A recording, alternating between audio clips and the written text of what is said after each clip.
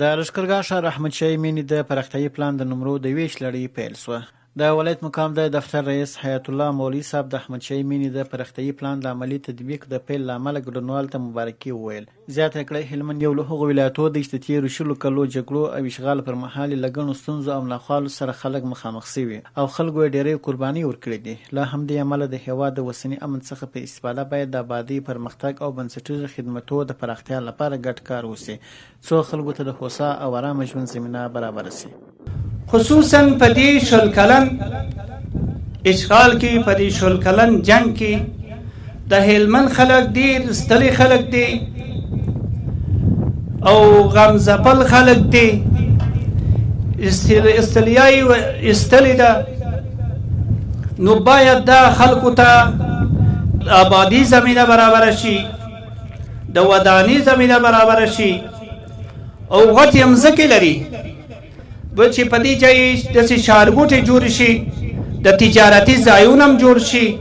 د ولایت مقام د دفتر رئیس له خلکو غوښتل چې له رامنځته شوي امنیت څخه په سمه توګه استفاده وکړي او د هېواد د بیا رغونې، ابادۍ او پرمختګ په چارو کې خپله ونډه ادا کړي. د لښکرګاه ښاروال حافظ صدیق د احمدشاهي مېنې د پراختیايي پلان د پرانیستې د ترسره شوو مراحلو او راتلونکو اجراتو په اړه معلومات وړاندې کړه. ویل چې د هر پلان اړوند چارې باید د نافذه قوانینو، مقرراتو او ټاکل شوو طرزالعملو له مخې ترسره شي او له هر ډول غصب، غیر قانوني تصرف او بې ځایه حوض څخه باید ډډه وشي. حکومت چې د کوم چا لپاره دا پلان منظور کړی دی، د کومو خلکو لپاره چې حصه کې معلومه کړې ده چې دغه خلکو ته دغه نمرې ورکړي، نو ان شاء الله رسیږي به. نور خلک به هم نه پاتېږي، د نور خلکو لپاره کار روان دی. زه تاسو ته دا وایم موږ کار روان کړی دی، نور پلانونه هم تر کار لاندې نیولي دي. هغه پلانونه هم د انتقال موارد ډېر لږ پاتې دي.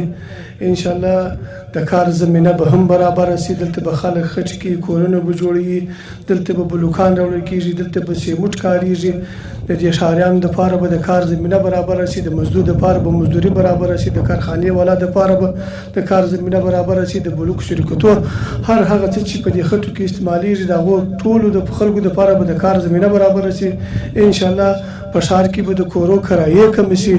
ښاغلي صدیق زیاته کړه چې د لښکرګاه ښار د پراختیايي پلان لپاره یو شمېر نور پلانونه هم تر کار لاندې دي چې د ځینو د عملي کېدو چارې تر ډېره مخکې ته تللې دي او پاتې چارې به هم په تدریجي ډول بشپړې شي.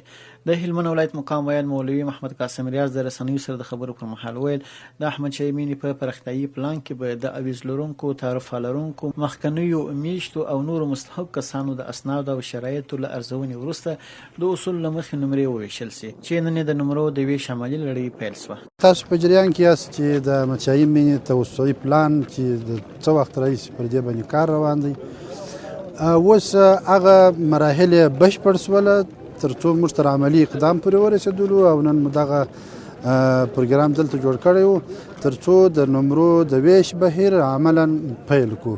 چې تاسو ولیدله چې د محترم ښاروال صاحب له لورې د لومړي هغه تعرفې ورکړه او هغه کس ته وسوله چې هغه به انشاءالله دلته خپل د نمرې ترتیب د مراحلو چې دی د احمدشاهي مېنې د پراختیايي پلان وکیل راز محمد صالحي او د هغه زرګونه موکلینو، استازو یا هم خپل موکلینو په دې تړاو جوړ شوو مراسمو کې ګډون درلود.